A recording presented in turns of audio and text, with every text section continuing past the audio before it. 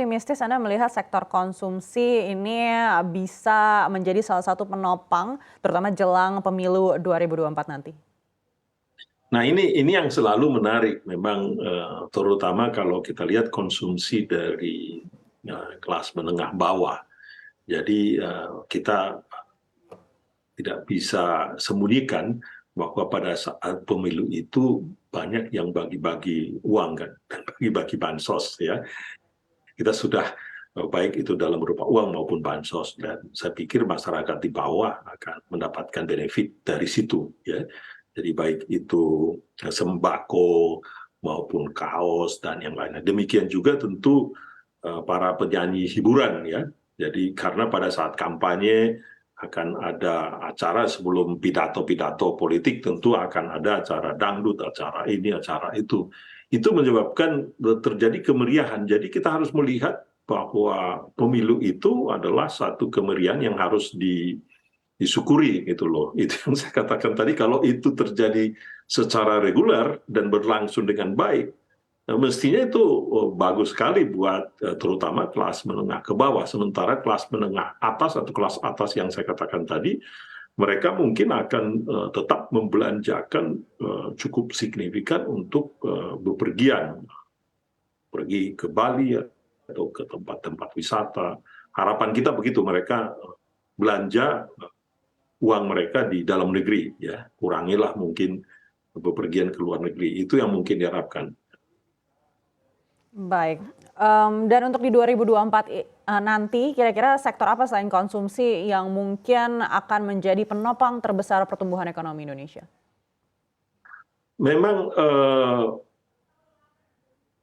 konsumsi adalah penopang terbesar karena kalau kita lihat konsumsi ini bisa mencapai hampir 60% dari PDB kita. Yang kedua seperti yang dikatakan tadi, kalaupun memang investasinya agak menurun sedikit atau ekspornya menurun sedikit, maka mungkin yang bisa, kalau usul saya sih, kalau memang pemerintah masih punya ruang untuk juga menstimulasi ekonomi, masih ada ruang. Karena kalau kita lihat budget defisit kita, contohnya di tahun 2022 itu jauh lebih rendah dari perkiraan. Itu hanya sekitar 2%-an. Ya. Jadi di tahun 2023 tetap kita harus jaga di bawah 3%, tetapi jangan di bawah, artinya bias ke bawah. Jangan sampai ke arah 2 atau ke arah 1%.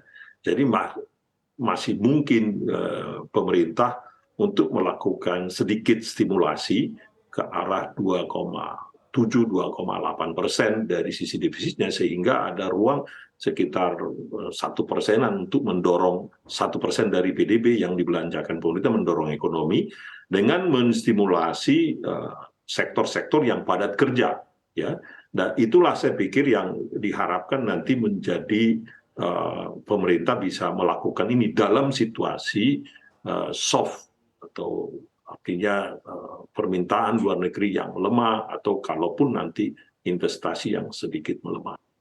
Harus ada peran pemerintah dari sisi fiskal dalam hal itu. Baik, peranan dari sisi fiskal ini Anda harapkan seperti apa, Pak Raden, dan bauran yang seperti apa yang juga mungkin bisa menjaga pertumbuhan perekonomian kita agar tetap stabil, terutama menjelang pemilu 2024? Nah, yang saya katakan tadi, belanja-belanja untuk infrastruktur yang padat karya bisa ditambah, ya.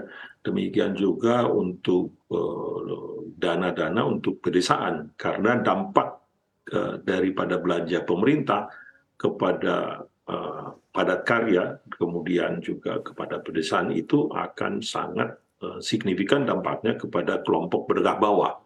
Dan kalau kelompok menengah bawah ini bertambah konsumsinya, maka yang saya katakan tadi, konsumsi di mana itu hampir mendekati 60% dari PDB kita, itu akan sangat signifikan. Jadi itu adalah bauran yang pertama yang saya pikir yang bisa dilakukan oleh pemerintah dari sisi fiskalnya. Yang kedua tentu adalah dari sisi moneternya.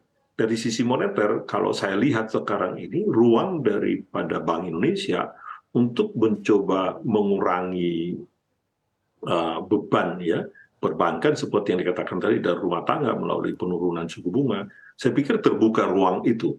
Ya kalau kita lihat sekarang contohnya BI rate itu di 5,75 kan, sedangkan inflasi kita ke arah 4% tadi itu. Jadi kan ada semacam real interest rate, ini secara kasar saja ya, sekitar 1,75, di berbagai negara lain itu negatif. Jadi kita masih positif 1,75. Jadi masih ada ruang sebetulnya untuk mungkin menurunkan suku bunga, tentu harus dengan komunikasi yang baik. Jadi komunikasi yang baik dengan dunia usaha, komunikasi yang baik dengan investor, kalau itu mereka percaya, kemudian suku bunga kita bisa turunkan, ya.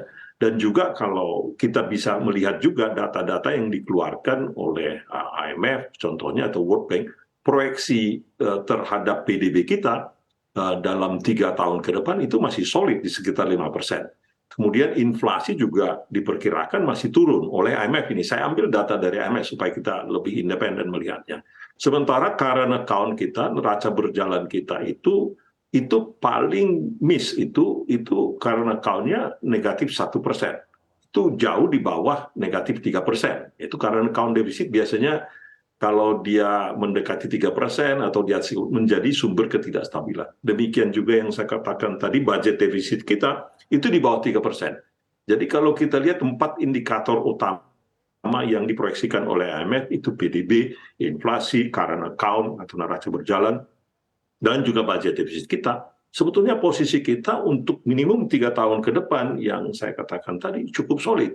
Nah, dengan komunikasi seperti ini kepada para investor maupun rating agency, saya pikir kita masih punya ruang untuk tadi monetary bisa melakukan pelonggaran sedikit. Nah, itu adalah bauran dari sisi monetary dan fiskal. Tentu kita harapkan perbaikan dari sisi lingkungan investasi, kita harus terus memperbaikan supaya implementasi daripada Undang-Undang Cipta Kerja ini bisa lebih kena, lebih baik lagi, sehingga foreign direct investment yang lebih long term itu tetap bisa masuk ke Indonesia. Jadi kombinasi daripada FDI yang bisa masuk, kemudian monetary yang bisa dilonggarkan sedikit, dan juga fiskal tadi yang masih bisa ada ruang di situ melakukan ekspansi sedikit untuk membantu kelompok menengah bawah.